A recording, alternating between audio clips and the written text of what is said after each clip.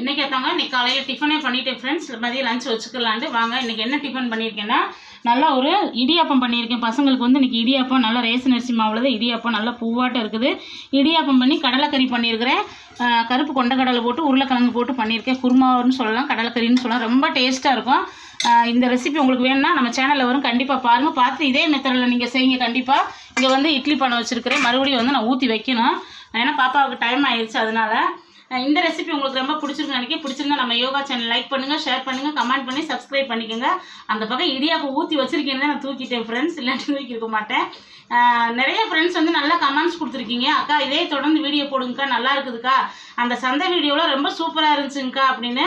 அப்புறம் நவீனா வந்து கர்நாடகத்துலேருந்து, அக்கா உங்கள் சேனலை வந்து நான் ரொம்ப மிஸ் பண்ணுறேன் உங்களை. கண்டிப்பாக தொடர்ந்து பாருங்கள் ஃப்ரெண்ட்ஸ். உங்களுடைய ஆதரவு எனக்கு கண்டிப்பாக வேணும். இன்னைக்கு திருமண நாள், பிறந்த நாள் கொண்டாடுற அனைவருக்கும் நம்ம யோகா சேனல் சார்பாக எல்லாத்துக்கும் வாழ்த்துக்கள். சேஃபாக கொண்டாடி சேஃபாக இருங்க. நாளைக்கு வீடியோ நாளைக்கு பார்க்கலாம். Bye friends, thank you.